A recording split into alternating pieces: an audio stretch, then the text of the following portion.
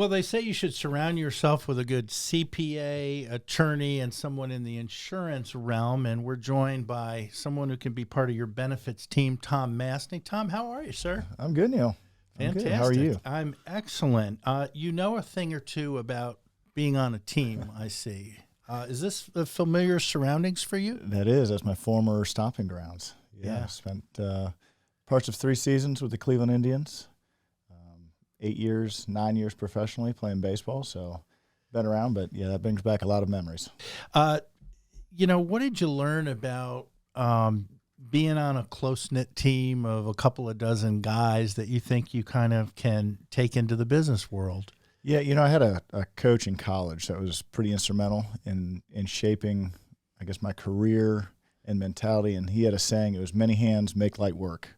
Okay. So from a team perspective, I've always just appreciated that the more people that are rowing in the same direction or adding to your team makes your work easier and your life easier. You can correlate sports to business, in so many ways. How did you get started in sports? And, just kind of walk us through the years a little bit. Oh, how much time you got? Yeah. Back when I was in T-ball. Yeah. Ever since I can remember, I had some kind of either ball in my hand or I was playing some kind of sport. So grew up just outside of Indianapolis. I've got 2 sisters. My parents played sports growing up, so it was just a big part of our family. We all partook in either it was softball, baseball, soccer, basketball. I just felt like I was always playing some kind of sport. When I got to high school, I had to make a decision between baseball and soccer. And with my size, baseball was where I fell into it. But grew up in Indianapolis, ended up going to Furman University in Greenville, South Carolina. Which is a couple of hours from us. That's right. That's what brought us down here. Really? Yeah. So we just kind of fell in love with the area and, everything we'll explain more about it, but everything circled back to this part of the country, and we've just set up roots here. That's fantastic. And you mentioned so you have a family. How many? One wife. I do have one wife. I think I'm still married. We're not in Utah. For anyone checking at home, we're here in the CSRA. We are extremely busy. My wife and I, Joanna and I have 3 kids. We have a 13-year-old, a 10-year-old, and almost a 5-year-old. She'll be 5 April 1st. And your wife's a local attorney, part of the community as well, which is fantastic. And somewhere along the line, while you were in the baseball world, concurrently you were planning for life after retirement. When did that decision happen? I always looked at business and sports as a business. When I graduated from Furman in 2003, I got drafted by the Blue Jays. And in 2005, I asked my mother-in-law at the time if I could marry her daughter. Her first question to me was, how are you going to support my daughter? Which is a fair question. I was making $800 a month at the time playing minor league baseball, not a care in the world. Oh, that much? Yeah. I felt like I was rich. And all the hot dogs you could eat? Yes, right? peanut butter and jelly, But I looked at this as a 5-year business plan in a realization that I had a college degree, had something to fall back on. But if I didn't make it within 5 years to where I wanted to be, then I was going to start my life. Because what I didn't want to be is a 35, 40-year-old not being able to support my family and still fighting that dream and then having to start all over when you get out. So I was lucky enough and fortunate enough to make it 9 years in professional baseball, but I got to a point where I just didn't enjoy the travel anymore, didn't enjoy being away from my family, and my priorities at that point had shifted. So I called it quits and retired at 28 and started searching for the career. And we're continuing to speak with Tom Mastny, who is the owner of the Pennant Group, and they take care of health insurance needs for your company, big or small, online at thepennantgroup.com. And I know that you played overseas at some point, and communication-wise, was there a gap, and did that play anything into you deciding to go down this path?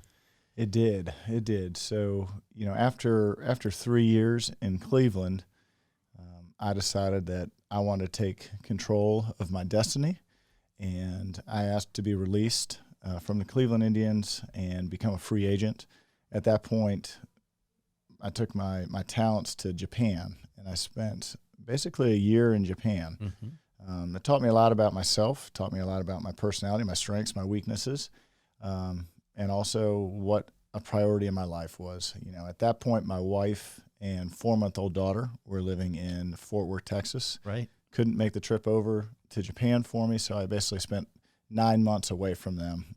So I missed basically the first year of my daughter's life, and that made me realize what was important. Being around my family was definitely more important than my baseball career, and I was at the tail end of it, so I needed to figure out what I wanted to do. But Japan, from a personality standpoint, made me realize that it's okay to be uncomfortable in certain situations. The key is to communicate and understand and listen and take in what they're saying, because the Japanese people are beautiful people. They're very transparent. They're very honest. They're very open. But you have to listen and you have to engage with them because of the interpretation of the languages. You may say a sentence for 10 minutes, and then your interpreter turns around and says 5 words, right? So it's not necessarily the verbal cues, but it's taking a look at what the reaction is of that person that you're communicating with. But it made me learn and realize that, it's okay to try things that are new and different and be out on your own. But it was just a great overall experience.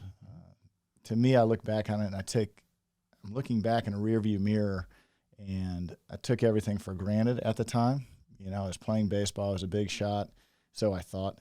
And, I didn't really have a care in the world. But looking back on it, I was like, this was probably the best experience of my life. Taught me a lot about myself and what's really important in life. Before we scoot for this first segment, what was the best highlight you had here at Progressive Field or playing for the Indians? Yeah. There's a bunch that come to mind, Neil.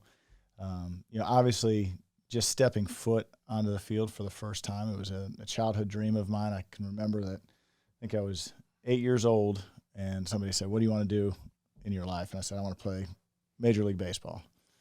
And every time somebody asked, that was my answer. People started making jokes about it, and I said, "You know what? I'm going to do this." But a lot of hard work, a lot of determination. I was lucky enough to get there. But I would say if I had to pinpoint one highlight, other than not tripping, running in from the bullpen on my debut, it would be winning Game 2 of the ALCS in 2007. We played the Boston Red Sox. We were up 3-1 in that series. Unfortunately, we didn't win. They came back and then won the World Series. But I was lucky enough to win Game 2 of the ALCS. Wow. So I can put that on my mantelpiece and say that I did it. Not that many people can say that for sure, and you might consider joining Tom's team or allowing him to join your team. It's the PennantGroup.com, and you can learn all sorts of various services that he offers and some more about his background. He's a humble guy, but very trustworthy and someone that could certainly help you in your endeavors moving forward. Now, this is the first time you've been in the podcast studio. What do you think? It's a little intimidating. Is it really? I've been in front of 60,000 people before, but out there it's just noise. Yeah. You're never really the even though you are the spotlight. I mean, I was a pitcher, so all eyes were on me.